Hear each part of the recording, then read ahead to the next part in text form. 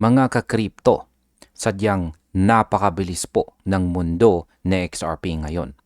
Kung naghahanap ka ng fastest route or pinakamabilis na daan para tumaas sa XRP, may bago pong insight mula sa market analyst na si Ginoong Chad Steingraber. Ayon po sa kanya, hindi lang basta hype o network activity ang magpapabilis sa presyo.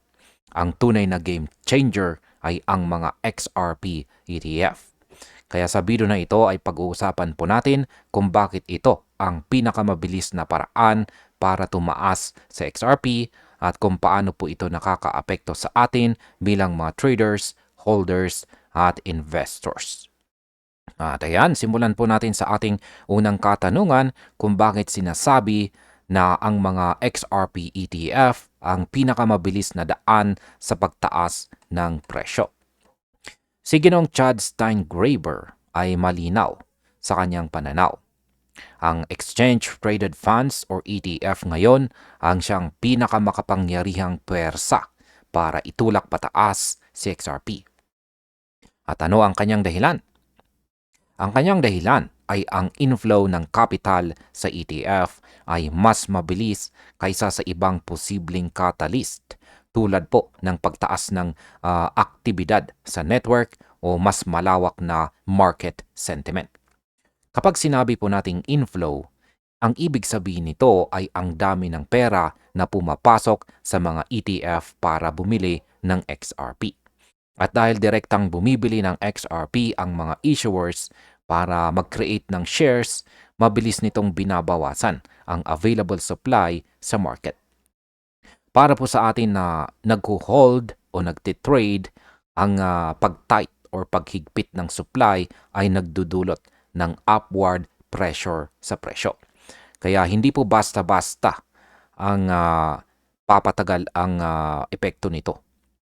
Kaya yan, ngayon ay ano naman ang nangyayari sa XRP ETF holdings ngayon.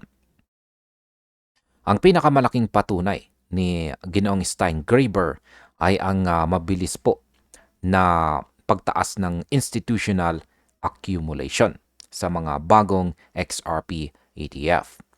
Halimbawa na lamang ay ang Bitwise ngayon ay may hawak ng mahigit 80.5 million XRP.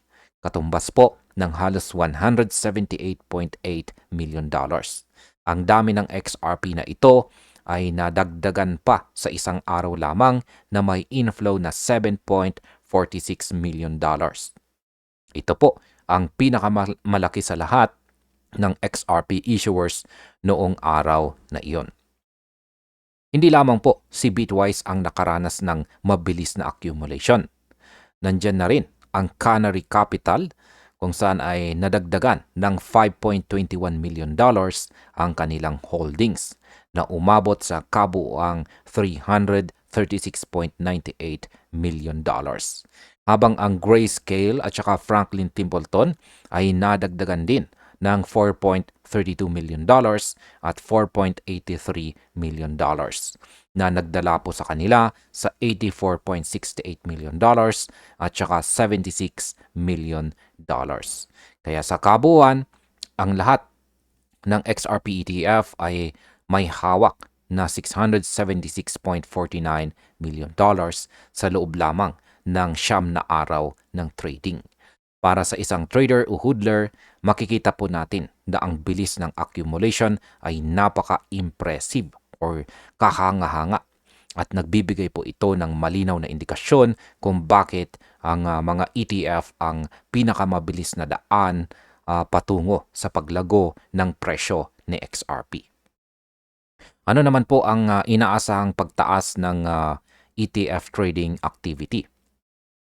3 karagdagang funds ang papasok po sa grupo ng XRP ETF at inaasahan po ni Ginoong Steingraber na magdadagdag po ito ng malaki sa daily trading activity.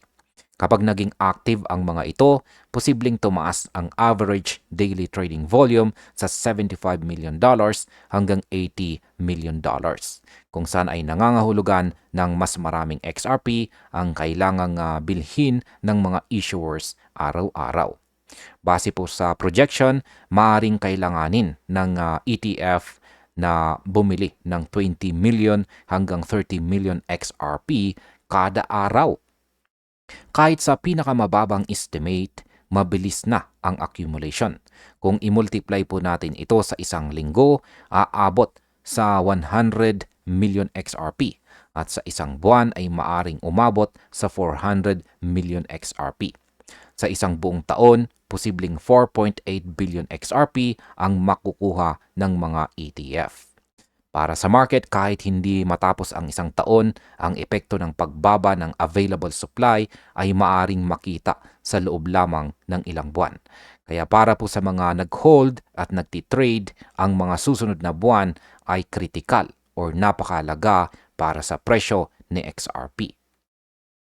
Ngayon ay bakit ETF demand ang pinakamabilis na catalyst? Ayon po kay Ginoong Steingraber, walang ibang factor ngayon ang kasing bilis at kasing direkta ng epekto ng ETF buying. Kahit na may corporate integrations, cross-border payments, o mas malawak na optimism sa crypto market, wala sa mga ito ang direktang nagbabawas ng circulating supply. Ang kakaiba sa ETF ay kapag tumataas ang demand, kailangan talagang bumili ng XRP ang mga issuers para makapag-create ng bagong mga shares. Ito ang dahilan kung bakit ang epekto sa presyo ay madali po nating mararamdaman sa market kumpara sa ibang mga developments na mas gradual lamang. Kahit na mabilis po ang accumulation, nananatili pa rin sa XRP sa paligid ng $2 mark or presyo. Partly dahil ang early ETF demand ay dumadaan muna sa over-the-counter desk. Kaya hindi agad naaapektuhan ang public order books. Ngunit habang tumataas po ang daily accumulation ayon sa projections, mas mabilis din ang magiging reaksyon ng market. Ano naman po ang maaaring sabihin tungkol sa malapit na hinaharap ni XRP? Ayan, ang ETF-driven demand ang siyang pinaka mabilis na daan para sa notable price appreciation ni XRP. Ibig sabihin, para po sa mga traders at holders, ito ang dapat pong bantayan natin sa short term. Ang ibang catalyst naman ay kahit malaga ay mas mabagal po ang epekto. Kaya para po sa akin, malinaw na ang market dynamics ngayon ay nakatutok po sa mga ETF. Kung susundan po natin ang pattern ng institutional accumulation, hindi po malayong makakita tayo ng matinding upward movement sa presyo sa mga susunod na buwan. Ang key takeaway dito ay ang direct link sa circulating supply, kung saan mas maraming ETF, mas mataas ang demand at mas malaki ang posibilidad na tumaas sa XRP sa maikling panahon lamang. At bilang panghuli ay ano naman ang aking masasabi tungkol dito? Kung ikaw ay isang investor, trader o hodler, ang pinakamabilis na daan para tumaas sa XRP ngayon ay ang ETF inflows. Hindi lang ito simpleng hype. Ito ay isang direktang mekanismo na kumukontrol sa supply at nagdadala ng tangible impact sa presyo.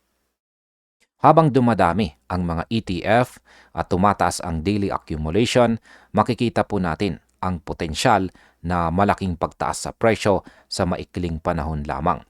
Kaya para sa akin, ang mga susunod na linggo ay napaka-critical at exciting para kay XRP at syempre sa buong crypto market. At ayun, hanggang dito na lamang po tayo sa video na ito mga ka-crypto. Maraming salamat sa panonood.